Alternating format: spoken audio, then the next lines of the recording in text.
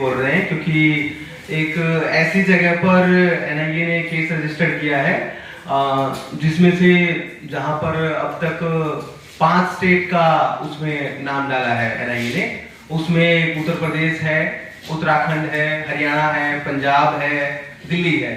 तो जो एनआईए है, जो ये एफआईआर रजिस्टर्ड हुई है 1.5 साल पहले, जून में ये एफआईआर रजिस्टर्ड हुई थी।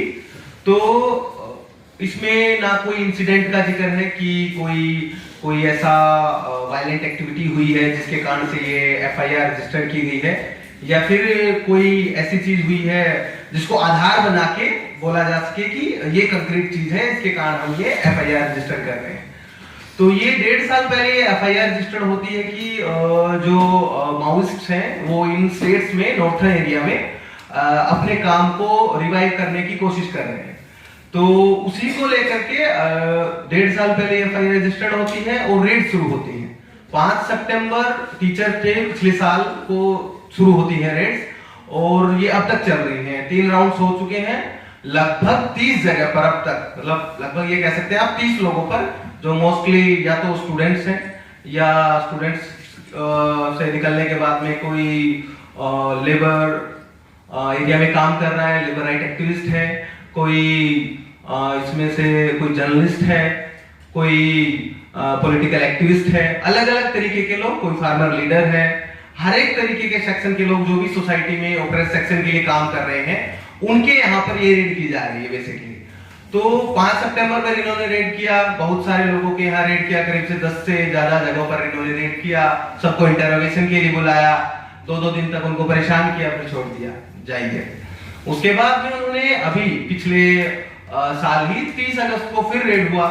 अब की बार ये दिल्ली में, हरियाणा में, पंजाब में कई जगह पर रेड हुआ। उसमें भी हमने ये एक डॉक्यूमेंट तैयार किया है इस केस को लेकर के, जिसमें हर एक व्यक्ति की डिटेल है जिसको लेकर के एनआईए ने नोटिस दिया है या फिर उसके घर पर रेड किया है इस केस को लेकर के। इसका कोई कंक्रीट रीजन ना उनके पास है, ना उन्होंने उनको बताया है जिसको बुलाया है कि आपको क्यों बुलाया गया है, ना उनके पास से कोई ऐसी चीज मिली है कि कोई बंदूक मिल गया हो या फिर कोई पता नहीं कोई ऐसी चीज मिल गई हो जिसके आधार पर ये कह सके कि हमको कुछ, मतलब हमारे पास ऐसा कुछ इंटेलिजेंस है जिसके कारण आपके यहाँ रेड मारी गई है।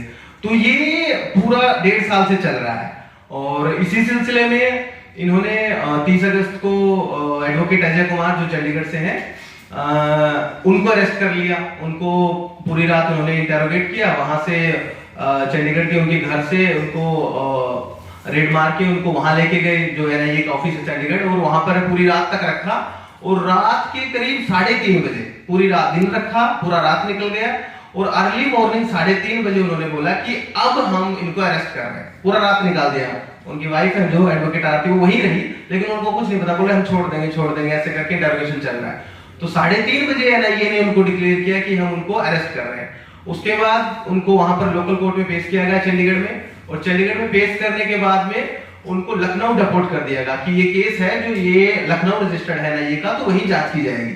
तो उनको लखनऊ भेज दिया गया, और पिछले 3 महीने से वो लखनऊ की जेल में है। और इसी सिलसिले में 5 दिन के बाद ही, 30 अगस्त के बाद 5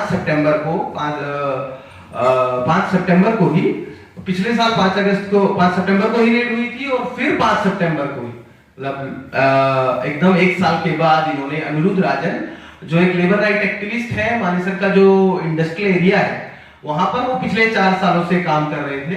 मतलब वहां का जो अनऑर्गेनाइज्ड लेबर है, मोस्टली जो ठेका प्रथा जिसको हम बोलते हैं, जिनका कुछ ना कोई यूनियन है ना कोई ट्रेड यूनियन उनके, मतलब उनको लेकर के कोई बात उठाता है, उनको उन्होंने ऑर्गेनाइज करना शुरू किया। लॉकडाउन से लेकर के तब तक वो वहीं थे, और उनको घर जाते वक्त 5 सितंबर को बेंगलुरु से अरेस्ट किया गया। जब वो बेंगलुरु से अपने दोस्त के यहाँ से रुके हुए थे, उसके बाद वो बस स्टॉप पे गए, और वहां से अपने घर चेन्नई जाने के लिए वो बस पकड़ रहे थे, तो वहां से उनको अरेस्ट किया गया, और उन पर वहां पर एक डिफरेंट एफआईआर रजिस्टर की गई बेंगलुरु के अंदर, जो वहां का क्राइम ब्रांच है, जो सेंट्रल क्राइम ब्रांच है बेंगलुरु सिटी का, वहां एफआईआर रजिस्टर की गई यूएपी के अंदर में, और वो अभी फिलहाल बेंगलुरु जेल के अंदर है। इसी बीच में जब हमने अनिरुद्ध राजन का बेल अप्लाई किया सेशन कोर्ट में, तो जब उनकी बेल का हियरिंग चल रहा था, तभी जो लखनऊ एनआईए है वो बीच हियरिंग में वहां पहुंच जाती है एक होम मिनिस्ट्री का नोटिस लेके, और उस नोटिस को वो कोर्ट को दिखाती है कि हमको इनका केस ट्रांसफर करना है, केस रिकॉर्ड ट्रांसफर करना है, और इनकी सहूलियत के लिए हम चाह रहे हैं कि इनको लखनऊ भेज दिया जाए, क्योंकि ये व्यक्ति लखनऊ केस का जो कॉन्स्पिरेसी केस इन्होंने जिसका FIR number RC01/2023 NIA Lucknow है उसका मेन सस्पेक्ट है। तो वहां से उसको ये बोलते हैं कि हमको इसका कस्टडी दिया जाए, लेकिन सेशन जज ने बोल दिया कि हमारे पास ऐसी कोई पावर नहीं है कि हम एक स्टेट से दूसरे स्टेट में उस केस को ट्रांसफर कर सकें। तो इस आधार पर वो अभी तक ट्रांसफर नहीं हो पाया है केस, बट एनआईए लगातार कोशिश कर रही है कि उनको वहां पर ट्रांसफर किया जाए, तो वो भी वही उसी जेल में है। तो उसके बाद में जो अभी जो दोबारा ये मुद्दा फिर आ गया है 3 महीने के बाद में, क्योंकि वो अब तक ना तो एडवोकेट अजय कुमार की चार्जशीट सबमिट कर पाए हैं, ना उन्होंने अनिरुद्ध की चार्जशीट सबमिट की है। बस इसी को और हवा देने के लिए उन्होंने अभी 20 दिसंबर को फिर उन्होंने रेड्स किया है। पंजाब में उन्होंने रेड की है, और दिल्ली में उन्होंने रेड की है, यूपी में, और उसके अलावा कई जगह पर उन्होंने रेड किया। पटना में रेड किया, अलग अलग कोई स्टूडेंट है, कोई किसी तरीके से काम कर रहा है, अलग अलग जो सेक्शंस में लोग जो काम कर रहे हैं उनके यहाँ उन्होंने रेड की है, और उनको इंटरोगेशन के लिए बुला रहे हैं। अगर आप इनका मतलब मैंने इन सब लोगों का लगभग सीजर मेमो देखा है, अगर आप देखेंगे तो आप देखेंगे इनके पास सीजर मेमो के नाम पे कोई मैगजीन उठा ली इन्होंने, जो फुल्ली पब्लिश होती है, आप कहीं से भी ले सकते हैं, ऑनलाइन मिल जाएगी आपको, किसी फेसबुक पेज पर मिल जाएगी। कोई आर्टिकल है जो प्रिंट आउट करवा के रखा है। यहीं पर जो पिछली प्रेस कॉन्फ्रेंस हुई थी कैंपेन अगेंस्ट स्टेट रिप्रेशन की, उनका एक व्यक्ति के पास में पैम्फलेट था, उसको वो सीज करके लेके गए। आप सोच के देखिए, कोई हम कोई ऐसी चीज थोड़ी यहाँ पर कोई क्या पब्लिश कर रहे हैं जो आपको वो सीज करनी पड़ रही है। नंदिता हक्सर की किताब जो मारुति स्ट्रगल को लेकर के उन्होंने लिखा था, नंदिता हक्सर और अंजलि देशपांडे ने जो वो किताब लिखी हुई है मारुति के वर्कर्स के स्ट्रगल को लेकर के, उनके प्रोसिक्यूशन के लेकर के, उनके कन्विक्शन को लेकर के, वो किताब उन्होंने सीज की है। तो आप सोच लीजिए कि अगर वो किताब इलीगल है तो वो तो ऑनलाइन बिक रही है, आप कहीं ले लीजिए, अमेज़न स्टोर पे मिल जाएगी, किसी भी बढ़िया कोई भी पब्लिक हाउस मतलब कोई भी पब्लिशर है, कोई दुकान है किताब की, वहां मिल जाएगी। कोई लाइब्रेरी होगी पब्लिक की, इवन डीयू की लाइब्रेरी में वो किताब मिल सकती है, या किसी प्रोफेसर की नहीं बड़ी कोई पब्लिक लाइब्रेरी वहां मिल जाएगी। मतलब जिस तरीके से एनआईए कर रही है लगातार, ये बहुत अलग तरीके से है, और जो ये कॉन्स्पिरेसी का केस गढ़ा गया है ये धीरे धीरे बढ़ रहा है। 1.5 साल पहले इसकी शुरुआत हुई थी, ये अब लगभग पूरे 5 स्टेट में फैल गया है। सिर्फ उत्तराखंड को छोड़ के इन्होंने बिहार से लेकर के पंजाब तक जो भी नॉर्थन एरिया लगता है, हिंदी स्टेट बेल्ट है जो पंजाब है, वहां पर उन्होंने हर स्टेट में रेड की जहां पर भी वो कर सकते हैं। तो ये इसकी कहानी है इस केस की पूरी, और इसी के लिए हम चाह रहे हैं कि जो भी मीडिया के साथी हैं और जो भी सिविल सोसाइटी के लोग हैं, स्टूडेंट हैं और जो टीचर्स हैं, जो भी लोग हैं, वो इस केस को समझे, क्योंकि जितना हम इसको एनालिसिस कर पा रहे हैं, जिस तरीके से लोगों को इंटेरोगेट किया जा रहा है इस केस में, ये पूरा का पूरा कॉन्स्पिरेसी बनाने वाला केस है।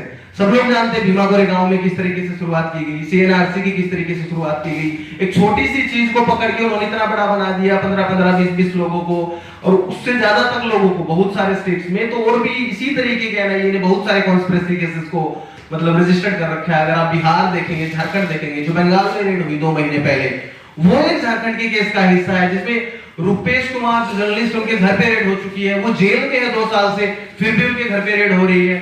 तो इस तरीके से एनआईए लगातार कर रही है, और ये स्पेशल मतलब आप चुनिंदा केसेस हैं पूरे एनआईए के। अगर आप देखेंगे जो ओवरग्राउंड वर्कर, माओइस्ट पार्टी के जो लोग हैं, जो बाहर काम करते हैं, इस बिना पर उन्होंने 5-6 केस रजिस्टर किए हैं।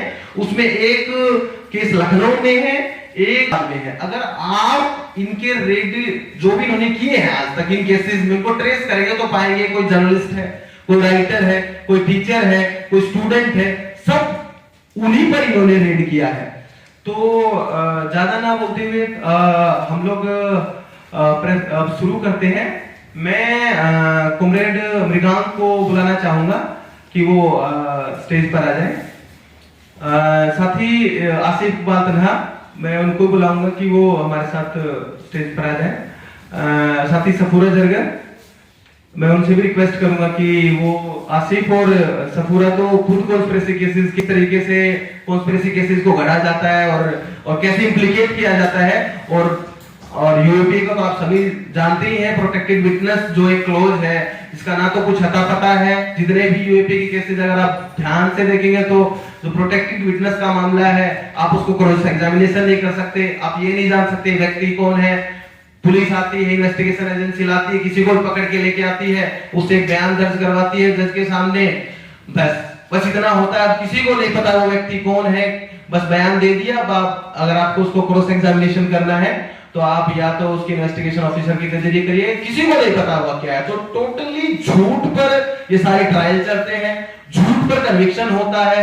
मतलब एक नेचुरल जस्टिस की चीज है कि जिस व्यक्ति ने बयान दिया, आप कम से कम उसको कोर्ट में तो प्रोड्यूस करेंगे, क्रॉस एग्जामिनेशन तो वो होगा, हम कैसे मानेंगे कि वो बात ठीक है या गलत है। तो जिस तरीके से हो रहा है ये, मतलब पहले एनआईए अगर आप देखेंगे, एनआईए को अगर आप ट्रेस करेंगे अच्छे से, भीमा कोरेगांव से के केस से जब से एनआईए की एंट्री हुई है पब्लिक केसेस के अंदर, मोस्टली जो सिविल सोसाइटी का स्पेस है या सिविल सोसाइटी के लोग हैं या फिर किसी भी तरीके से काम कर रहे हैं, किसी भी ओप्रेस सेक्शन के अंदर लोगों के राइट्स को लेकर के जो काम कर रहे हैं, उनमें उन्होंने हर एक सेक्शन में केस रजिस्टर किए हैं। अभी कोई पुलिस कोई भी केस रजिस्टर करती है तो वो या तो 1 महीने ठहरता है या 2 महीने ठहरता है, एनआईए उसको टेक ओवर कर लेती है। अब एनआईए उसको टेक ओवर कर लेती है तो एनआईए के रीजनल ब्रांच ऑफिस हर एक स्टेट में भी नहीं है, तो उठाएंगे उसको वहां लेके जाएंगे। अब उनकी फैमिली घूमती रहे, लखनऊ यहाँ से 500 किलोमीटर है, वो व्यक्ति चंडीगढ़ का है, वो हो सकता है कभी लखनऊ भी ना गया हो। ऐसे ऐसे लोगों के घर पे रेड मारी लो जो जिंदगी में लखनऊ नहीं गए होंगे और वो केस वहां पर रजिस्टर्ड है। तो ये सारी चीजें समझने की जरूरत है। तो मैं कॉमरेड मृगांक से रिक्वेस्ट करूंगा कि वो इस केस को लेकर के अपनी बात रखे।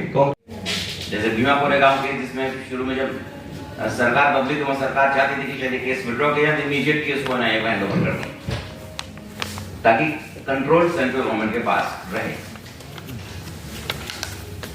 तो एनआईए का इतना भयंकर दुरुपयोग, यूएपीए जैसा कानून जो नेचुरल जस्टिस के प्रिंसिपल्स के एकदम खिलाफ है, जिसमें जो आपको अपनी बात कहने का मौका मिलना चाहिए। आप अगर नेचुरल जस्टिस है, you are innocent unless and you prove guilty, इसमें एकदम उल्टा फिलोसॉफी है इसके अंदर, you are guilty unless and you prove yourself that you are not guilty. अब पुलिस कैसे काम करती है हम जानते हैं, वो किसी को भी कहीं से उठा सकती है, उसके पास बयान कुछ भी लिखवाए जा सकते हैं। उस भारत की पुलिस का तो दुनिया भर में सबसे बदनाम फोर्स है ये। इस पुलिस का जो जिस तरह से काम करती है, वो किसी को भी पकड़ेगी और उसके बाद आप उसको बोलेंगे कि जब तक आप प्रूव करते रहिए, और ट्रायल ही नहीं होती, चार्जशीट ही फाइल नहीं करते हैं, सालों साल चार्जशीट निकल जाती है फाइल करने में, तो ट्रायल तो बात की बात है। गिल्टी प्रूव करना नॉन प्रूव करना तो बहुत बात का सवाल है, उसमें जब तक आदमी की जिंदगी गुजर जाएगी तब तक वो बढ़ता रहेगा। तो अनंत काल तक थोड़ी ना कोई बंद करके रखेगा। आप सुन लीजिए प्लीज, ऐसा हो रहा है, हम तो देख रहे हैं कि अभी तक चार्जशीट फाइल नहीं हुआ, लोग अभी तक जेल में पड़े हैं, उनकी सुनवाई शुरू हुई 4-4, 5-5 साल तो हो गए जेल में पड़े हुए। अनंत काल तक ना भी रखते तो 10-15 साल भी रख दिया बिना किसी चार्जशीट की, क्या आपको लगता है न्याय संगत बात है? उम्र खाली थे तुम एग्जाम कर, बिना चार्जशीट के आदमी जेल में रखा हुआ है, लोगों को क्या मतलब बनता है? 4 साल भी अगर रखा, 10 साल फिर 4 साल भी रखा तो 4 साल बिना चार्जशीट के बिना सुनवाई के जेल में रखना कैसे न्यायपूर्ण लगता है आप लोगों को? अगर ऐसा लगता है तो अलग बात है, फिर मैं अगर किसी को न्यायपूर्ण को लगता है तो उसके साथ मैं बहस नहीं कर सकता, मैं बहस करना चाहता हूं। जैसा अमित शाह ने कहा कि 2026 तक वो हिंदुस्तान को माउस फ्री कर देंगे। इस माउस फ्री करने का मतलब क्या होता? क्या कहना क्या चाहते हैं हिंदुस्तान को माउस फ्री कर देंगे? वो किसी को भी अर्बन नक्सल ब्रांड कर सकते हैं, किसी भी आदिवासी को माउस ब्रांड कर सकते हैं। आज दुनिया में जो पूंजी है वो जगह जगह अपनी घुसपैठ फैला रही है, बहुत तेजी के साथ आक्रामक रूप से लोगों को तंग करने के लिए आ रही है, आम आदमी के ऊपर हमले हो रहे हैं। जहां खनिज जिन जमीनों के अंदर है, खासतौर से जंगलात के इलाके जहाँ पर खनिज पदार्थ बहुत ज्यादा मिल रहे हैं, वहां पर ये घुस रहे हैं। बड़ी बड़ी बहुराष्ट्रीय कंपनियां, कॉर्पोरेट सेक्टर आने जा रहे हैं, जहाँ दुनिया में सबसे गंदा इतिहास माइनिंग कंपनीज का है। ये हम सब जानते हैं, दुनिया में सबसे गंदा इतिहास माइनिंग कंपनीज का। इतने क्रूएलिटी और ब्रूटली जिस तरह से वो लोग ऑपरेट करती है, इतनी और कोई कंपनी ऑपरेट नहीं करती। उनको आप खुलेआम इन्विटेशन दे रहे हैं, जो उसका विरोध करेगा उसको आप माउस बैंड कर देंगे। आप किसी भी 4 आदिवासी को पकड़ के वो शूट कर देंगे, बोलेंगे मैं 4 माउस को एंडाउमेंट में मार दिया। ये मोडस ऑपरेंडी इनका चल रहा है देश में। जब तक ये गरीबी रहेगी, भूखमरी रहेगी, बेरोजगारी रहेगी, तो लोग तो बोलेंगे ही। आज हम देख रहे हैं हमारे देश में ये चीजें इतनी प्रेवलेंट है, माल न्यूट्रिशन है, अलग अलग तरह से भेदभाव लोगों के साथ किया जा रहा है, जातिगत हो चाहे माइनॉरिटीज के साथ हो, माइनॉरिटीज बाय रिलीजन और माइनॉरिटीज बाय नेशनलिटी, उनके साथ भेदभाव किया जा रहा है। इस सब के खिलाफ लोग बोलेंगे तो उसके लिए ये ऑपरेशन के टूल्स उन्होंने बनाए कि आपको ये संदेश दिया जाए, कुछ लोगों को पकड़ के भी संदेश दिया जाए कि बाकी लोग थोड़ा शांत हो जाएं, क्योंकि अगर आप ज्यादा बोलेंगे तो आपका नंबर भी आ सकता है। इस समय हिंदुस्तान का हर सेक्शन हमले के अंदर है। शिक्षा, नई शिक्षा नीति जो आई है वो इतनी भयंकर है कि लोगों को शिक्षा से दूर कर रही है। लेबर कोड्स नए आ रहे हैं, अभी तक ला नहीं पाई सरकार किसी न किसी कारण से, लेकिन लेबर कोड्स आएंगे, पूरा कॉर्पोरेट परस लेबर कोड्स आ रहे हैं। माइनॉरिटीज के ऊपर तो बोलना ही, मतलब कितना बोला जाए, आप सब जानते हैं कितनी भयंकर रूप से उनको उन पर हमले किया जा रहा है और किस तरह से उनकी आम जनता के बीच में नफरत का जहर डाला जा रहा है। इस तरह से ये जो हमले हैं, ये जैसा कहा जा रहा है कि ये हमले, रेड्स भी जो की जा रही हैं, रेड्स इसलिए की जा रही हैं जो लोग इसके खिलाफ आवाज उठा रहे हैं। अब बताइए, मनुस्मृति के ऊपर डिस्कशन करना किस तरह से अपराध का काम हो सकता है? अगर कुछ छात्र बैठकर मनुस्मृति के ऊपर कुछ डिस्कशन करना चाहते हैं, उसको जला भी नहीं रहे हैं, वो डिस्कशन ही करना चाहते हैं, हालांकि जलाने में भी कोई अपराध नहीं है, किसी भी चीज को जिसको आप असहमत है उसको प्रतीकात्मक रूप से जला सकते हैं। उस डिस्कशन करने को भी आप नहीं कर सकते हैं, वो भी एक गंभीर संगीन अपराध बन जाएगा, लोग जेल के अंदर चले जाएंगे। ये जो एटीट्यूड सरकार ने बनाया है, ये निश्चित रूप से न केवल खतरनाक है, लोगों को आवाज को दबाने की, उनके गले को दबाने का काम है, लोगों को आंदोलन को कदम कदम रोकने के लिए किया जा रहा है। और इसके लिए, इससे छुटकारा पाने के लिए तो हम लोग को लगता है कि कोई दो ही चीज है, तो जनता के आंदोलन तेज होने चाहिए, जनता के अपने सवालों पर, शिक्षा में छात्रों के सवालों पर, महिलाओं के सवालों पर, किसानों के सवालों पर, मजदूरों के सवालों पर, आदिवासियों के सवालों पर, आम जनता के अलग अलग मुद्दों पर जनता के आंदोलन अगर तेज होंगे तो ये चीजें पीछे हट सकती हैं, लोग आगे बढ़कर आएंगे, सरकार को डरा सकते हैं। हमने देखा है कि इस फासिस्ट ऑनस्लॉट्स को जिस तरह से फार्मर्स ने एक हद तक पीछे कदम हटाने पे मजबूर किया, उस समय मैं कानून वापस करने की बात नहीं कर रहा हूँ, जो दमन है उसको एक हद तक सरकार पर रोकने की कोशिश की किसान आंदोलन, क्योंकि वो एक एकताबद्ध मुद्दों पर आधारित आंदोलन था, किसानों के मुद्दों पर आधारित आंदोलन, व्यापक रूप से एकता बनाकर लोग खड़े हुए, तो उसको वो सरकार को, जैसे दिल्ली के अंदर डिजास्टर मैनेजमेंट एक्ट में बदलना पड़ा, 200 लोगों के लिए 50 लोगों की परमिशन थी डिजास्टर मैनेजमेंट, उनको 200 लोगों का पार्लियामेंट करना था, तो उसको एक्ट को उन्होंने मैनेजमेंट चेंज करवाया, अमेंड करवाया। तो ये जो ताकत है, एक छोटा सा उदाहरण है कि अगर जनता अपने मुद्दों पर लड़ने के लिए आगे आएगी और व्यापक एकता बनाएगी, अलग अलग विचारधारा के लोग भी, लेकिन अगर एक खास मुद्दों पर व्यापक एकता बनाकर आंदोलन करेंगे तो ये चीजों को हल किया जा सकता है। और साथ में जनवादी अधिकारों के लिए आंदोलन तो बढ़ना ही होगा, जो डेमोक्रेटिक राइट्स खत्म हो रहे हैं, लोगों खत्म किए जा रहे हैं, उनके खिलाफ तो आंदोलन बढ़ना ही होगा। लेकिन अगर जनता के अपने मुद्दों पर आंदोलन बढ़ेगा तो अलग अलग सेक्शन जो वैसे अलग अलग हैं वो साथ में आएंगे और सरकार के लिए खतरा बन सकते हैं। जब सरकार के लिए खतरा बनेगा तो दमन तो होगा ही, लेकिन अगर दमन का मुकाबला करते हुए लोग आगे बढ़ेंगे तो निश्चित रूप से सरकार को कदम पीछे हटाने पड़ेंगे। उसके अलावा कोई और रास्ता है नहीं इसका। इसके लिए अगर हम सोचे कि हम वैसे बैठे बैठे कुछ करें, या कानून तो उन्हीं के हाथ में, मतलब लीगली हम कुछ थोड़ा बहुत राहत पा सकते हैं, लेकिन जाहिर बात है जुडिशरी उनके हाथ में, तो आपको राहत बहुत ज्यादा मिलेगी नहीं। एक जरा से केस में, बड़े बड़े गंभीर केसों में बेल हो सकती है, लेकिन इसमें किसी में बेल करने तक वो राजी नहीं होते हैं, जबकि नॉर्मली हम ये समझते हैं कि bail is a rule and exception, but इसको माना ही नहीं जाता है, इसको माना ही नहीं जा रहा है। इसलिए मैं यही कहूंगा कि हमें जनवादी अधिकारों की लड़ाई के साथ साथ जनता के अपने मुद्दों पर आंदोलन को तेज करना ही इस तरह के हमलों का प्रतिरोध करने का एक विकल्प है। लास्ट अगर आप थोड़ा सा लखनऊ कॉन्स्पिरेसी केस को देखेंगे और इससे पहले जो थोड़ा सा देखेंगे तो ये कुछ कुछ आपको सिम्टम्स इसमें दिखेंगे। लखनऊ कॉन्स्पिरेसी केस 2023 में रजिस्टर्ड होता है, लेकिन इससे पहले ये जो पूरी कहानी है ये बिहार से शुरू होती है। बिहार में जो कैमूर का जो रिजर्व बनाया जा रहा था, कैमूर में जो अभी चल रहा है उसमें, वहां पर 2020 के में जो फायरिंग होती है वहां पर प्रोटेस्टर पर जो डिमांड कर रहे थे अपनी जो उनका जल जंगल जमीन का लड़ाई है, वहां से वो चीज शुरू होती है। और वहां से वो फायरिंग होने के बाद वहां पर ये जो ओवरग्राउंड वर्कर है और माओइस्ट एक्टिविटी वहां शुरू हो रही है, ये एक कहानी वहां बननी शुरू होती है। उससे पहले कोई एनआईए के अगर आप देखेंगे वहां पर कोई एनआईए का एफआईआर नहीं है उस तरीके से, जो उसके बाद शुरू होती है वहां पर। वो होने के बाद में वहां पर 2021 में 22 में एनआईए की एफआईआर रजिस्टर्ड होती हैं। कैमूर में जो कैमूर मुक्ति मोर्चा है उसके बहुत सारे लोगों को अरेस्ट किया जाता है। अब भी उसके कुछ लोग जेल में हैं। और उसके बाद में एफआईआर रजिस्टर्ड होती है वहां पर मग जोनल रिवाइवल केस। जिस तरीके से लखनऊ जो कॉन्स्पिरेसी केस है ये एनआरबी रिवाइवल केस जिसको बोलते हैं, northern regional bureau revival case, तो मग जोनल रिवाइवल केस शुरू होता है। अगर आप उसको देखेंगे तो इस केस में यही बोला गया है कि ये जो एनआरबी है जो ये लोग कर रहे हैं 5 स्टेट में रिवाइवल, ये जो ईस्टर्न एरिया है, ईस्टर्न एरिया का मतलब है झारखंड और बिहार का जो एरिया लगता है, वहां से माओइस्ट से फंडिंग लेते हैं लोग।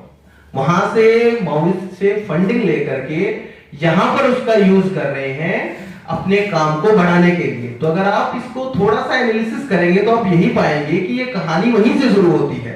और वहां पर अगर आप जाएंगे, यहाँ पर कम से कम मतलब मैं यहाँ पर बैठ के जो बोल रहा हूं कि लखनऊ केस को लेकर हम बोल पा रहे हैं। अगर आप 2 महीने पहले की रेट देखेंगे, जेडीयू जो पॉलिटिकल पार्टी है उसके एक एमएलसी है, मीरा देवी साहब उनका कुछ नाम है, मैं नाम भूल गया हूं, उनके यहाँ पर भी रेड हुई थी, लेकिन सारी उनकी पॉलिटिकल पार्टी तक चुप है। वो 2 बार एमएलसी रह चुकी हैं। पिछली बार उन्होंने एमएलए की जेडीयू की टिकट से उन्होंने चुनाव लड़ा था, उनके घर पर भी रेड हुई है एनआईए की। उसी मग जोनल रिवाइवल केस में आपको बता रहा हूं जो 2021-22 के अराउंड रजिस्टर्ड हुआ था। और उसके बाद उसको इस केस से अटैच किया गया है कि वहां से ये लोग फंडिंग लेते हैं और यहाँ पर काम जारी करने की कोशिश कर रहे हैं। अगर आप उस केस का देखेंगे तो उनके यहाँ पर रेड होने के बाद में कैमूर में भी उसी वक्त रेड हुई। कैमूर जहां पर जो स्ट्रगल चल रहा था वहां पर भी एनआईए की रेड हुई। तो वहां पर रेड होती है और उनका जो बेटा है जो एमएलसी रही है उनको बुलाया जाता है एनआईए के द्वारा इंटरोगेशन के लिए। और जो इन्वेस्टिगेशन ऑफिसर है उस टाइम का, जो डीसीपी है, जो डेपुटेशन पे एनआईए ने हायर किया था, वो उनसे 1 करोड़ रुपए से भी ज्यादा की ब्राइब मांगता है। और पूरी बातचीत के दौरान में वो सेटलमेंट 70 लाख में तय होती है और वो एग्री कर जाते हैं क्योंकि उन्होंने बोला हम आपका नाम हटा देंगे, नहीं तो हम आपको इस पर डालेंगे। तो वो 70 लाख की घूस के पे वो सेटलमेंट होता है। एक किस्त वो दे देते हैं, दूसरी किस्त देते वक्त उससे पहले वो सीबीआई को इन्फॉर्म करते हैं कि भाई ऐसे ऐसे ये मुझसे पैसे हट रहा है। उसके बाद में उस एनआईए की डीसीपी को, जो मग जोनल रिवाइवल केस है उसका इन्वेस्टिगेशन ऑफिसर है, वो सेंसिटिव केस है उस एरिया का सबसे ज्यादा, जिसमें बिहार बंगाल से लेकर के पंजाब तक के लोगों के उन्होंने नाम डाले हुए हैं। मतलब अगर आप उसको देखेंगे उसमें वो लोग ब्राइब लिए, एक बार लिए हैं और दूसरी बार पकड़े गए हैं और वो व्यक्ति अभी जेल में है। तो आप समझ सकते हैं कि किस तरीके से कॉन्स्पिरेसी केसेस को एक लूटने वाला भी एक हथियार, जिसके पास पैसा है उससे पैसा ले लीजिए, जो आवाज उठा रहा है उसको जेल में डाल दीजिए, जो पैसा देके काम चला सकता है वो पैसा उससे पैसा ले लीजिए। तो इस तरीके से भी एनआईए फंक्शन कर रहा है। हमको ये मतलब एक जो अंधविश्वास होता है कि एक एनआईए है, कोई नेशनल इन्वेस्टिगेशन एजेंसी है, उसको उस तरीके से नहीं देखना चाहिए। ये पूरी की पूरी इन्होंने लूट मचा रखी है, जो पैसा लेने की है उसको भी हमको देखने की रिक्वेस्ट करूंगा कि वो अपनी बात रखें। साथी से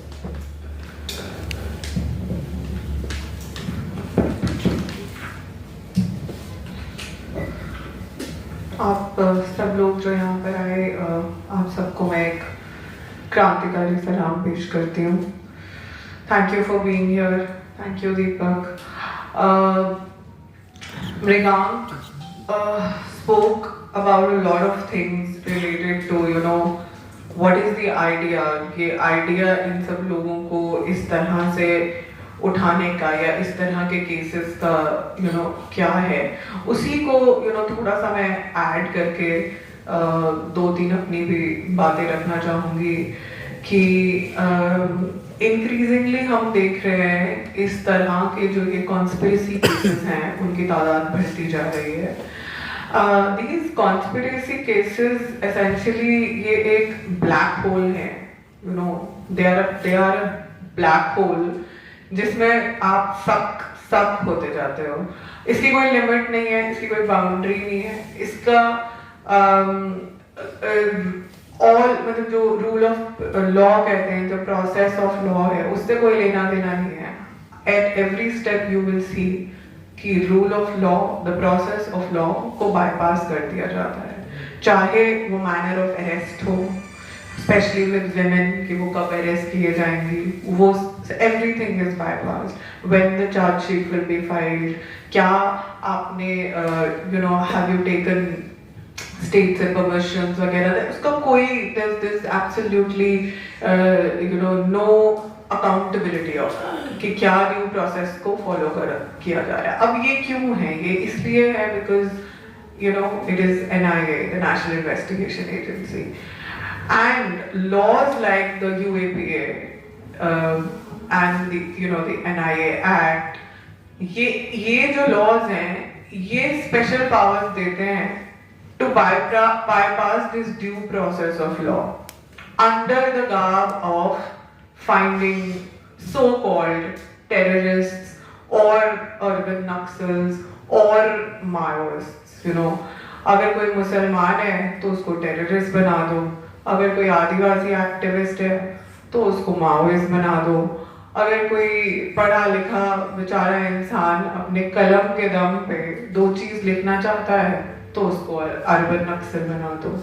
So these are the strategies by which the government, the state government is simply trying कि वो जो भी गवर्नमेंट का क्रिटिसिज्म करे, ये सिर्फ ऑफ कोर्स लाइक सबसे ज्यादा अगर हम देखें तो दमन जो हो रहा है वो माइनॉरिटीज पे हो रहा है, be it you know the Dalit minorities और the Adivasis, Muslim minorities, Christian minorities.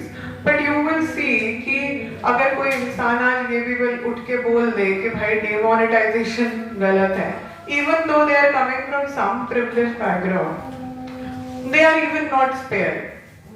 So any kind of dissent, कुछ भी आप सरकार के खिलाफ बोल दीजिए, सरकार कोई नया टोटका लाके और हर बार एक नया लेवल लाके आपको कोशिश करेंगे कि किस तरह से आपको लेबल कर दिया जाए, रेड टैग कर दिया जाए, आपको आइसोलेट कर दिया जाए, आपको डिह्यूमनाइज कर दिया जाए और आपको जेल के पीछे डाल दिया जाए. यहाँ पे अभी कोई बोल रहा था प्रोसेस ऑफ जस्टिस की बात जो की जाती है. आप मुझे समझ नहीं आ रहा है कि for example in the Delhi Riots conspiracy case, Umar Khalid is in jail since 4 years. Miran Haider is in jail since 5 years. क्या मतलब he was enrolled PhD कर रहे थे वो जामिया से. अब PhD तो I mean middle of the PhD में एडमिशन तो नहीं रहा, जेल की सजा काट रहे हैं. कोर्ट उनकी बेल सुनने तक तैयार नहीं है. मतलब यू नो बेल डिनाई करना तो बहुत दूर की बात है. They are such spineless people कि वो लोग बेल डिनाई करने तक के लिए भी तैयार नहीं है. एक बेंच से दूसरे बेंच, दूसरे बेंच से तीसरे बेंच, तीसरे बेंच से चौथे बेंच, फिर वापस एक बेंच पे. जो इस केस में अपना अपना कंट्रीब्यूशन देता है लोगों को जेल में रखने के लिए, उसके लिए काफी सारे रिवॉर्ड्स लगे हुए हैं लाइन में. जो सपोर्ट करते हैं उनको और तरीकों से रोका जाता है, उनकी और तरीकों से प्रोफाइलिंग की जाती है, रेड टैगिंग की जाती है. So we need to understand. अब आज के टाइम में अगर 5 साल बाद जो कि इन एनी केस होना ही है, बिकॉज अगर आप देखेंगे the kind of way the investigation is done by passing all rule of law and logic, 20,000 page की चार्जशीट फाइल करके उसमें एक लंबी चौड़ी सी कहानी लिख देने से you cannot prove a case. But problem कहाँ पे है? प्रॉब्लम है प्रोसेस में, प्रोसेस को डिले करने में, प्रोसेस को मैनिपुलेट करने में। जितने भी लीगल लूप होल्स अवेलेबल हैं उनको वेपनाइज करके the maximum time justice can be denied to them is being denied to them. All of these people, the pattern is same. चाहे हम भीमा कोरेगांव केस देखें, चाहे हम दिल्ली राइट्स कॉन्स्पिरेसी केस देखें, Hathras conspiracy case देखें, और अब ये जो नया तमाशा है लखनऊ कॉन्स्पिरेसी केस का, उसको देखें। रही बात जो देखा जाए पॉलिटिकल प्रिजनर्स की बात रहे, तो पॉलिटिकल प्रिजनर्स के लिए जो लोग बोलते हैं उनकी भी रेड टैगिंग होने लगती है।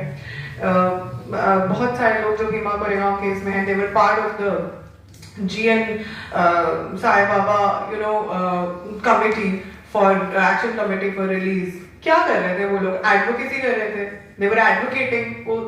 उतना तो हमारा हक है ना कि हम बोल सकें कि भाई इस बंदे को फेयर ट्रायल दे दो। आपको ट्रायल देने में 10 साल लग गए, 10 साल उस बंदे ने जेल में काट दिए, 10 साल के बाद ही pass away. Is there anybody in this room जिसको ये लगता है कि this is justice? It's a absolute failure of justice in every aspect. Every aspect. You are killing people inside prison. आप लोगों को मार रहे हैं धीरे धीरे, उनको मेंटली फिजिकली टॉर्चर करके। आप जब उनके घर में कोई गुजरने वाला होता है, आप उनको मिलने नहीं देते, अंडर सेल में आपको रखते हैं। इंटरनेशनल राइट्स जो इंडिया ने इंटरनेशनल कन्वेंशन साइन कर रखे हैं for the protection of political prisoners, उसको तक आप वायलेट कर दे रहे हैं just to get back to a person who had the courage to speak against you or to just criticize some of your policies, so we have to understand कि इस process में हम लोगों के पास तरीका क्या है इस प्रोसेस से लड़ने का। मेरा ये मानना है कि as a human rights defender, I feel that all of us, हम लोग इस चीज पे तो ध्यान देते हैं कि हमारा मूवमेंट कहाँ जा रहा है। बिल्कुल हमारा मूवमेंट है to protect Adivasis, to protect minorities, to fight for the rights of women, to fight for the rights of Adivasis. But at the same time a major part of our movement should include fighting for those who are fighting for others, who are there leading from the front. उन लोगों के लिए हम लोगों को एहतजाज करना बहुत ज्यादा जरूरी है। उस एहतजाज में क्या आता है? आज मैं मानती हूँ कि हम ये नहीं कह सकते कि एक प्रेस कॉन्फ्रेंस हमने कर ली एंड हमारा काम हो गया। That is now not how things are going to happen. We need to collectivize our efforts. मिलजुल के जितने भी पॉलिटिकल प्रिजनर्स हैं अक्रॉस द स्पेक्ट्रम, और ये रीत कह लीजिए कि लगातार कई बार ऐसा है कि मन नहीं भरता है इस निजाम का कि बार बार एक्टिविस्टों पर, ह्यूमन राइट एक्टिविस्टों पर ये कर रहा है। साथियों ने अपनी बात रखी, इसके तह में भी हम गए कि किस तरह से दिल्ली में, पंजाब में, हरियाणा में, बेंगलुरु में तक से लोगों को उठाया गया और घंटों घंटे, दिनों दिन इंटरोगेशन किया गया। तो इस सत्ता के पास देखिए कि दो ही चीज है कि आप ऑपोजिशन को, जो भी आपके खिलाफ बोल रहा है, जो भी आपके पक्ष में नहीं है, उसको दबा देना है। हम वही देखते हैं कि अगर हम पार्लियामेंट की तरफ घूम के नजर डालते हैं तो देखते हैं कि जितने ऑपोजिशन के नेता हैं या फिर जितने ऑपोजिशन के मंत्री हैं, उन पर PMLA डालकर, जैसे दिल्ली में हमने देखा या अलग अलग राज्यों में देखा, हेमंत सोरेन के साथ देखा, उसके साथ साथ कि उनको जेलों में डाल देना और सालों साल महीनों महीनों जेलों में रखना, कि जो जिनको जनता ने चुन कर लाया, और दूसरी तरफ जो किसान, जो मजदूर, जो छात्र, जो डिसेंट की आवाज रखते हैं, जो रख रहे थे, उनको टारगेट कर कर जेलों में डाल देना, उन पर एनआईए का रेड करना, उन पर यूरोपीए, हमारे साथी हैं यहाँ पर, आसिफ हैं, सफूरा हैं, मेरे अपने कैंपस से 2 साथी हैं, सरजील इमाम, उमर खालिद, ये 2 साथियों को हमारे अपने कैंपस के रहने, मेरे जेएनयू के हैं, हमारे जेएनयू के हैं, और उनको जेलों में बंद करके रखा गया है। जुल्म इतना है कि वो बोलते हैं, वो सीए के दौरान इस देश के संविधान को बचाने के लिए कह रहे थे,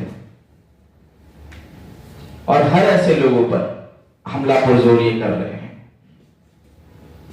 हम देखते हैं कि प्रोटेस्ट हम पहले भी कर रहे थे, एनआईए कोई नई बात नहीं है, ये 2009-2008 के वक्त में आई,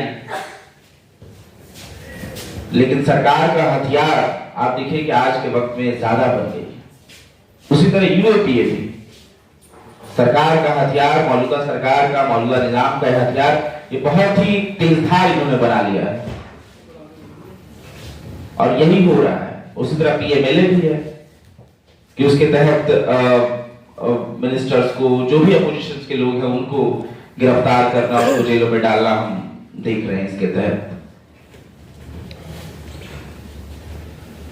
तो जो महत्वपूर्ण बात है कि जैसे साथियों ने बताया कि एकताबद्ध होने की जरूरत, कि आपको बहुत अलग अलग ढंग से, कि अगर आप किसान हैं, 3 साल से आप आंदोलन कर रहे हैं, लड़ रहे हैं, सरकार को चुप रही है, तो आपको एक टारगेट कर दिया जाता है, एक नाम दे दिया जा रहा है कि आप खालिस्तानी हैं। अगर आप छात्र हैं, जेएनयू में पढ़ते हैं, जामिया में पढ़ते हैं, अलीगढ़ मुस्लिम यूनिवर्सिटी में पढ़ते हैं, तो आपको कह दिया जाता है कि नक्सल है, अर्बन नक्सल है। मुसलमान हैं तो आतंकवादी, आपको बहुत पहले से, इस सरकार ने, बहुत पिछली सरकार भी आपको इसी तरह से टारगेट कर रही थी। और आदिवासी, अगर आप लड़ रहे हैं कि अडानी आपकी जमीन को पूरी तरह से खोद दिया है और आपको रहने की कोई जगह नहीं बचाई है, और आप उसके खिलाफ लड़ रहे हैं, संघर्ष कर रहे हैं, तो आपको सीधे सीधे नक्सलाइट कह दिया जा रहा है, और उसी आधार पर आपका एनकाउंटर भी कर दिया जाता है। और कहानियां आप देखिए कि इस सरकार को कहानियों बनाने में, सिनेमा देखने में, सिनेमा बनाने में बहुत मजा आता है। ये कॉन्स्पिरेसी केस, इसमें कोई ठोस सबूत, कोई कुछ नहीं देखना है, कोई ठोस सबूत की जरूरत नहीं है। हो सकता है कि आधार पर आप किसी की जान ले रहे हैं, किसी का भविष्य खराब कर दे रहे हैं, सालों साल जेलों में रख रहे हैं, सिर्फ हो सकता है के नाम पर आपके पास कोई किसी तरह का सबूत मौजूद नहीं है। हमारे साथी पीएचडी कर रहे हैं, उनको जेल में डाल दिया, अभी वो पीएचडी जमा करते, वो एक बेहतर प्रोफेसर बनते, वो पढ़ा रहे होते, देश का भविष्य बना रहे होते। आपने हमारे बीच के एक साथी जीएन साईं बाबा, जो हकूक की बात कर रहे थे, ह्यूमन राइट्स की बात कर रहे थे, जो कि डेमोक्रेसी की जरूरत होती है, लोकतंत्र की सबसे बड़ी जरूरत है, चल पाएगा।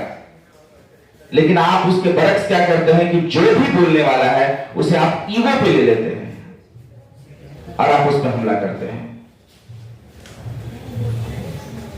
मोदी जी बाहर जाते हैं, देश विदेश में जाते हैं, कहते हैं कि India is a mother of democracy. हमें तो नहीं दिखाई देता है। जो लोग, जिनको जेलों में डाला जा रहा है, वो बनाना चाहते थे देश को मदर ऑफ डेमोक्रेसी। वो चाहते थे कि अगर अपनी हक की बात रखें, अगर लेबर कोड आ रहा है, अगर नेशनल एजुकेशन पॉलिसी आ रहा है, और ये बिल्कुल पूरी तरह से अगर किसानों और छात्रों के खिलाफ है, और उसके खिलाफ बोलना, उसके विपक्ष में तर्क रखना, और उस नेशनल एजुकेशन को शायद अगर उस तर्क से सुनकर बेहतर बनाया जा सकता है, तो क्या जरूरत नहीं है विपक्ष की? क्या जरूरत नहीं है इस मुल्क में अब तार्किकता की? लेकिन उनको नहीं लगता है ऐसा, इस सरकार को नहीं लगता है ऐसा। उनको लगता है कि जो भी कह रहा है कि इंक्लूसिव बनाइए मुल्क को, जो भी कह रहा है कि हर एक चीज इंक्लूसिव हो, ये मुल्क अगर चले तो देश के किसानों, देश के मजदूरों, देश के नौजवानों, देश के छात्रों, देश के आदिवासियों के दम पर चले।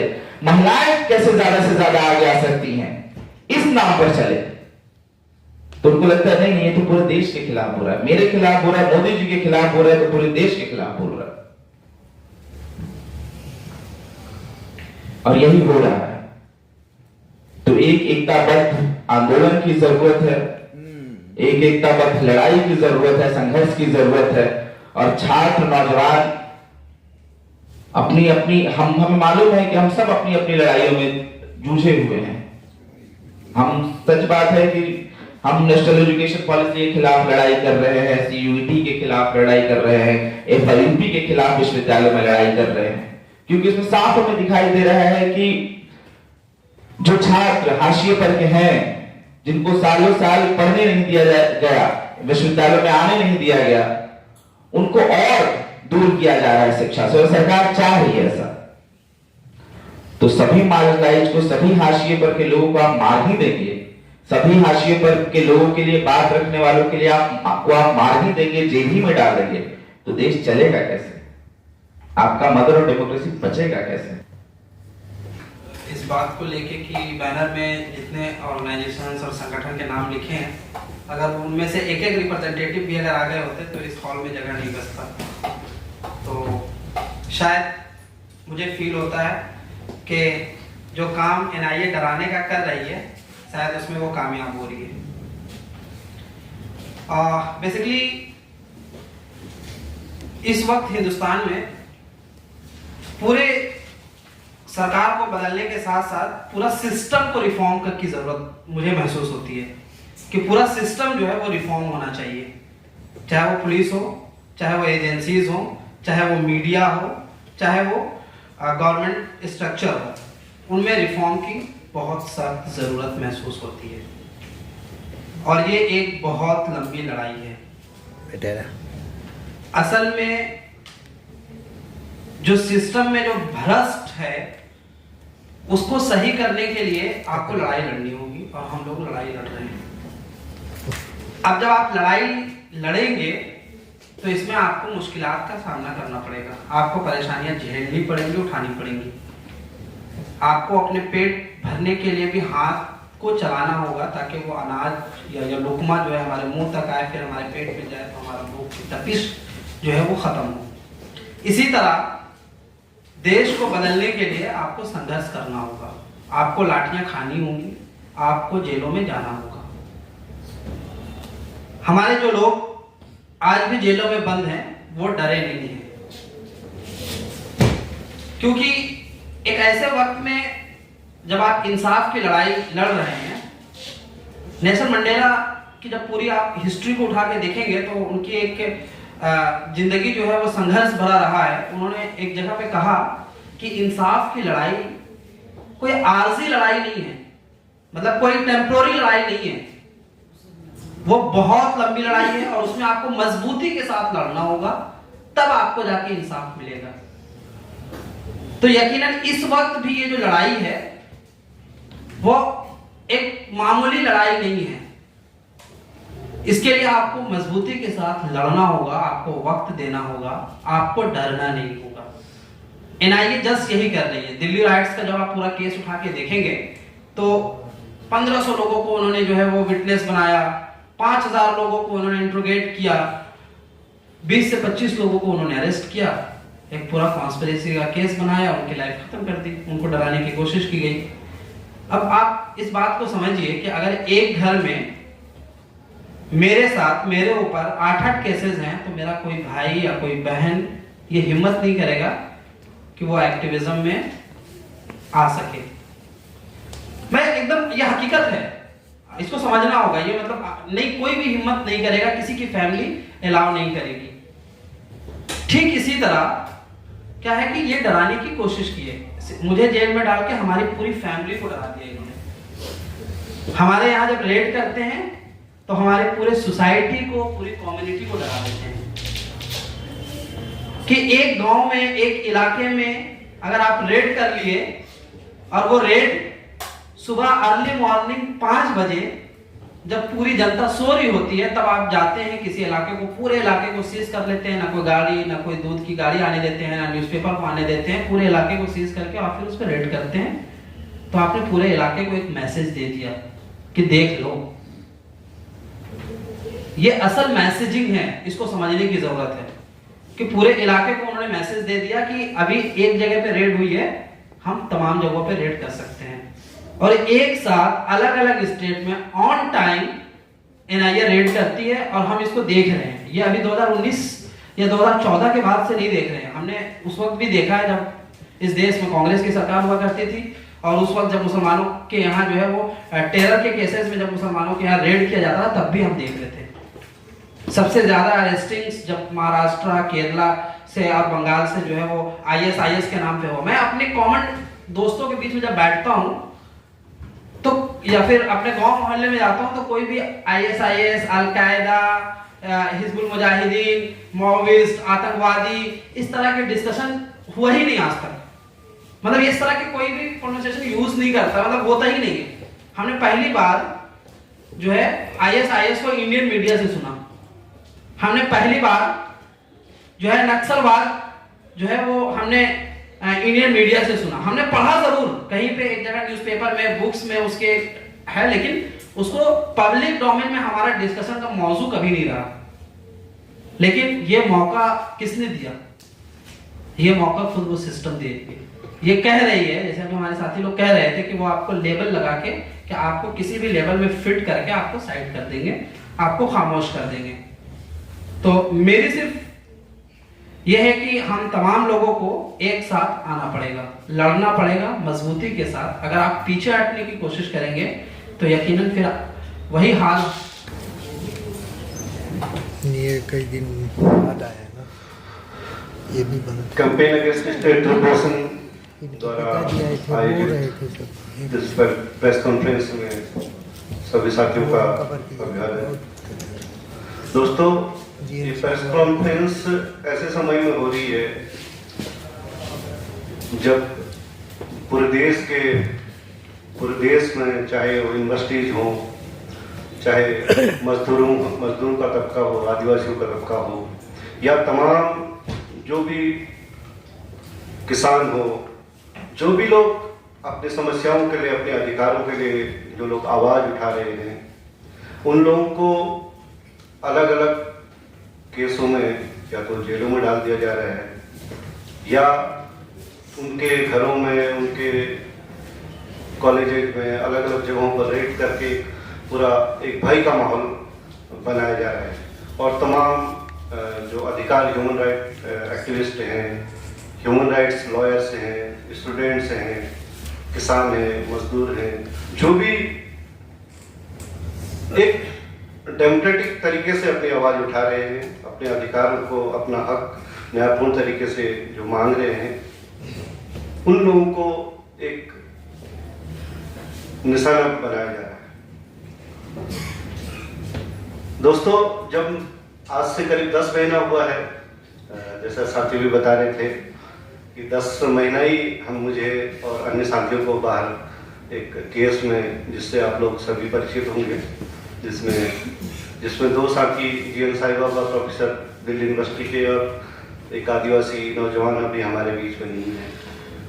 लेकिन इन कुर्बानियों के बाद अंततः 10-10.5 साल बाद हम लोग रिहा हुए हैं।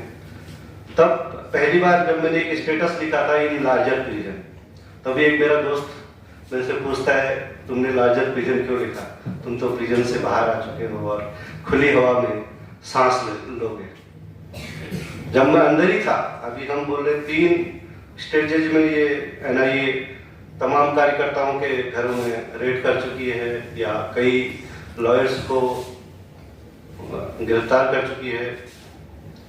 तो वो तो एक स्टेज मेरे आने से पहले पूर्ण हो चुका था, जो मैं अखबार में वहां पढ़ लिया करता था। और दूसरा रेड हुआ है अगस्त में, और तीसरा अभी 20 तारीख को तीसरा टप्पा हुआ है। एक सिमिलरिटीज इस तमाम पूरे, अब ये लोग बोल रहे हैं लखनऊ कॉन्स्पिरेसी केस, अलग अलग जगहों के नाम पर अलग अलग एरिया के हिसाब से अलग अलग केस बना रहे हैं। इसमें क्या है, न कोई ऐसा क्रिमिनल एक्टिविटीज हुई है। हमारे केस भी पूरा वर्चुअल है, लार्जर कॉन्स्पिरेसी। जैसे कि आप देख चुके हैं, हमारे केस में एक टर्म यूज किया जाता है, लार्जर कॉन्स्पिरेसी है। ये बहुत आने वाले लंबे समय में इस सिस्टम को बदलना चाहते हैं। ये एक कॉन्स्पिरेसी है, कोई घटना नहीं, कोई इंक्रिमिनेटिंग एविडेंस नहीं, कुछ नहीं, लेकिन उसके बावजूद 10.5 साल तक जेल में रखा गया है। यहाँ पर भी एक ही टर्म यूज हो रहा है, लखनऊ कॉन्स्पिरेसी केस, फलाना कॉन्स्पिरेसी केस, वही तमाम एक ट्रेंड तब से चल गया है। लेकिन इसी तर्ज पर हमें भीमा कोरेगांव जैसे केस को, जो बहुचर्चित केस है, जब हमें सजा लग गया 2017 में, उसके ठीक 1 साल बाद भीमा कोरेगांव केस हुआ। उस केस का भी कैरेक्टर इसी रूप का है। उसमें पोइट्स हैं, उसमें ह्यूमन राइट एक्टिविस्ट हैं, लॉयर्स हैं, पूरे देश के अलग अलग हिस्सों से जाने माने मानवाधिकार कार्यकर्ताओं को, पोइट्स को, जो भी पॉलिटिकल प्रिजनर्स के सवाल को उठा रहे हैं, आदिवासियों के राइट्स के सवाल को उठा रहे हैं, ऐसे लोगों को जेलों में बंद किया गया है। आज उस केस को 6 साल से ज्यादा का समय हो गया है, लेकिन अभी तक उस केस में कोई भी ट्रायल नहीं चला। ये पूरा एक स्थिति है। और ये एक ट्रेंड है, जो लखनऊ कॉन्स्पिरेसी केस का मामला है, ये उसी तर्ज पर, क्योंकि उनने एक प्रयोग करके देखा है। लार्जर कॉन्स्पिरेसी केस हमारे ऊपर डाला, 10.5 साल हो गए, और हमारा एक जीवन का एक बड़ा हिस्सा जेलों में रह गया, और 2 साथी उस पूरे दौर में शहीद भी हो गए। फिर आया भीमा कोरेगांव केस। उस केस में उसका पूरी दुनिया उस सच को जानती है, दोबारा मुझे रिपीट करने का कोई जरूरत भी मैं यहाँ पर नहीं समझता। तो उसमें भी आज 6 साल से ज्यादा केसेस हो चुके हैं। उसके बाद NTCA के खिलाफ जो आंदोलन चल रहे थे, उसमें तमाम साथी लोग आज भी अंदर है, उसमें कोई ट्रायल शुरू नहीं हुआ है, तो कोई बिना बेल भी नहीं मिल रहा है लोगों को, उमर खालिद और तमाम साथी आज भी जेलों में बंद है। तो इस तरह का एक पूरा ट्रेंड इस देश में चल रहा है। उसकी अगली कड़ी है लखनऊ कॉन्स्पिरेसी केस। आज पूरे देश में क्या हालात हो गई है। एक तो फांसीवादी जो हिंदुत्व ब्राह्मणवादी जो रिजीम है हमारे देश में आई हुई है, और पूरे सोसाइटी को एक पोलराइज सोसाइटी जो धर्म का जहर खोला जा रहा है, तमाम मुद्दों से जनता का ध्यान भटकाया जा रहा है, और अपना सत्ता की रोटियां सेकी जा रही है। देश के संसाधनों पर की लूट खसोट जैसे के तैसे जारी हुई है। और बड़ी बात क्या है कि जो भीमा कोरेगांव, जो आज जो अर्बन नक्सल, इसके लिए एक टर्म यूज किया गया। जब भीमा कोरेगांव जब आता है, जब केस शुरू होता है, अर्बन नक्सल एक टर्म यूज किया जाता है। अर्बन नक्सल कौन है? जो भी इस ब्राह्मणवादी ये फासिस्ट रिजीम का जो खिलाफत करता है, जो अपने अधिकारों की जंगल जमीन पर अपने अधिकारों की बात करता है, वो लोग हैं। और उन तमाम लोगों को अलग अलग जगहों पर, वो कोई भी हो सकता है, वो एक पत्रकार हो सकता है, वो ह्यूमन राइट एक्टिविस्ट हो सकता है, वो पॉलिटिकल बिजनेस के लिए काम करने वाला बंदा हो सकता है, कोई भी हो सकता है। उनके लिए अर्बन नक्सल एक टर्मिनोलॉजी यूज किया गया है। अब एक नई बात सामने आ रही है कि ये स्टूडेंट्स, ये एडवोकेट्स, ये मजदूर के अधिकारों के लिए जो कार्यकर्ता लोग हैं, जो अधिकतर इस पूरे उस केसों में देखता हूँ, ज्यादातर स्टूडेंट्स लोग, वो लोग इसमें जो आरोप आ रहा है कि एक नक्सलाइट जो पार्टी है, मार्क्सिस्ट पार्टी है, उसका एक नॉर्थर्न ब्यूरो को रिवाइवल केस कर, मतलब एक सिमिलर एक पैटर्न चला हुआ है। ये पहली एक हास्यास्पद बात भी है। मतलब मैंने इतिहास में जहां तक हमारी समझदारी है, ऐसा तो कभी नहीं हुआ कि स्टूडेंट्स लोग रिवाइवल करने चले गए। सारे स्टूडेंट्स लोग हैं, कोई देश की राजधानी में बड़े सेंट्रल यूनिवर्सिटीज में पढ़ रहा है, कोई एडवोकेट्स है, वेल नोन एक्टिविस्ट हैं, ये सारे वो लोग हैं। लेकिन अब आपको किसी को जेल में भरना हो, किसी के 10 साल या किसी का जिंदगी लेनी है जेलों में, तो उसके लिए एक इस तरह का टर्मिनोलॉजी वो एक प्लॉट बनाते हैं, ताकि एक जनता में एक पूरा भय का माहौल जाए। उस एक आइडियोलॉजी को ऐसा पेश करते हैं कि जैसे मतलब जिससे समाज भयभीत होना चाहिए। मतलब ये विचारों का जो एक विचार है जो आपसे भिन्न मत रखता है और समाज की बेहतरी के लिए भिन्न मत आपसे डिसएग्री करता है और ऐसे एक बराबरी पर आधारित समाज का निर्माण करने की बात करता है, ऐसे आइडियोलॉजीज को आप क्रिमिनलाइज कर रहे हैं, जाहिर सी बात है। लेकिन दुनिया में हम सबसे बड़ा लोकतंत्र अभी बात आ रही थी, वाइब्रेंट डेमोक्रेसी है, लेकिन उस देश में एक विचार रखने की स्वतंत्रता का सवाल है, वो कहाँ क्या होता है। मतलब ये तो यहाँ पर जो उपस्थित लोग हैं, जितने भी लोग हैं, सब जानते ही हैं, इन बातों को दोबारा रिपीट करने का सवाल नहीं। सवाल है, हमारा केस एक एग्जाम्पल है, 10.5 साल है, उन 10 सालों में सजा की बात तो कभी सोचा नहीं था कि आप लोगों के बीच में होंगे और इस तरीके से बात कर रहे होंगे। लेकिन तमाम जो न्याय पसंद लॉयर्स हैं, एक्टिविस्ट हैं और तमाम तरह के लोग हैं, उनके संघर्षों के बाद आज हमें तो पहले से यकीन था कि हमारा केस एकदम फेक है और कभी प्रूफ नहीं होगा, लेकिन कितने साल जेल हो सकता। सवाल ये था, जो न्यायिक प्रक्रिया, पूरा न्यायिक प्रणाली को जो हम सुधार की बात कर रहे हैं, बार बार सुप्रीम कोर्ट भी बोल रहा है, लेकिन क्या है, फेक केस में आदमी को 10 साल 11 साल 12 साल जेल में रहना पड़ता है। समाज का सपना वो सच हो सकता है, लेकिन इस पूरे देश में आप देखेंगे, जहां इस पूरे दौर में जहां आदिवासियों को रात दिन फर्जी इनकाउंटरों में मार दिया जा रहा है, जो लोग अपने जंगल को बचाने की लड़ाइयाँ लड़ रहे हैं, उनको फर्जी मुठभेड़ को मारे जाने की घटनाएं आए दिन हो रही है।